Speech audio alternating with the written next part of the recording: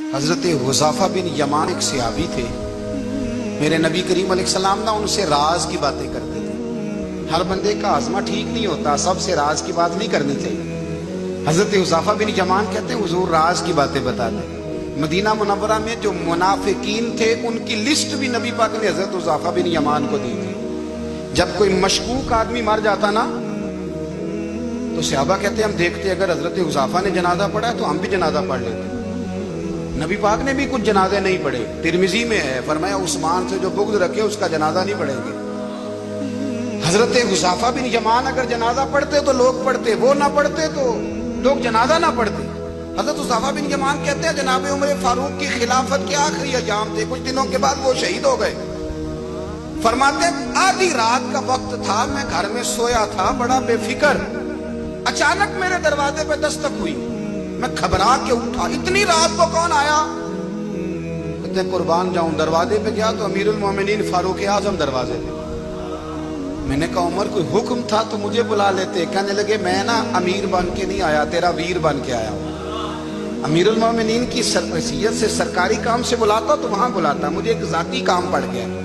کہتے میں نے عمر کو گھر کی اندر بلا کے چارپائی پہ بٹھایا، میں نے کہا حضور میں غریب آدمی، میں کیا آپ کے کام آ سکتا ہوں؟ تو کہتے ہیں انہوں نے نا مجھے ساتھ بٹھا لیا، پھر میرا ہاتھ پکڑ لیا، کہنے لگے تو عمر کو جانتا ہے؟ عمر جھوٹ نہیں بولتا، تو جانتا ہے عمر وعدوں کا پکا ہے؟ کہا حضور جانتا ہوں۔ کہا میں اس وقت آیا ہوں جب دیکھ بھی کوئی نہیں رہا۔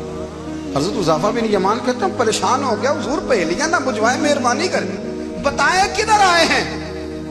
حضرت عمر فاروق فرمانے لگے 62 سال کا ہو گیا ہوں، 63 میں چل رہا ہے، داڑھی سفید ہو گئی ہے، پھل پک گیا، اٹھ فریدہ ستیا، داڑھی آ گئی پور، اگا نیڑے آ گئی، پیچھا رہ گئی دور، اب قبر اشر کا معاملہ صاف نظر آنے لگا ہے۔ کہا حضور مجھ سے کیا چاہتے ہیں؟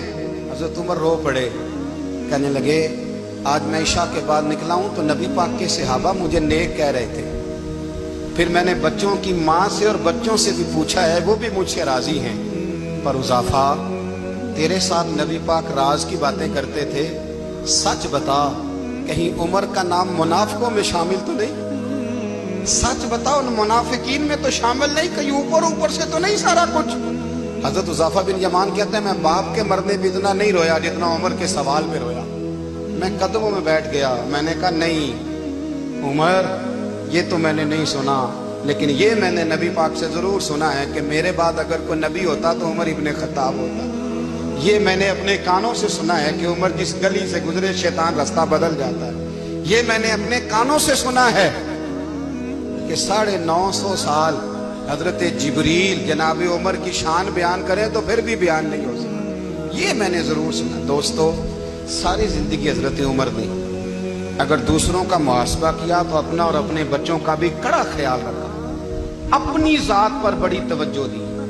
جو لوگ اپنا بھول جاتے ہیں نا، ہمیں اپنی صحت کا بڑا خیال ہے لیکن اپنی روحانی زندگی کا کوئی خیال نہیں ہے، قلبی زندگی کا کوئی تصور نہیں ہے۔ آپ یقین کریں موٹا آدمی کمزور ہونے کے لیے جدوجہد کر رہا ہے، کمزور طاقتور ہونے کے لیے، لیکن جس کو کتنے دن بیت گئے اللہ رسول کی یاد میں رویا ہی نہیں، کتنے دن بیت گئے نہ سننے کو دل ہی نہیں چاہا، جسے مہینوں بیت گئے اور قرآن پاک کی طرف نظر ہی نہیں گئی، وہ فکر مند ہی نہیں۔ زندگی زندہ دلی کا نام ہے، مردہ دل کیا خاک جیا کرتے ہیں؟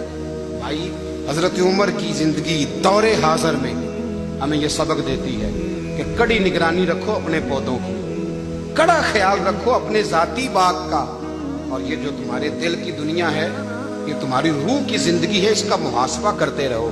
نبی کریم علیہ السلام نے فرمایا اپنا حساب خود کر لو قبل اس کے کہ تمہارا حساب کیا جائے۔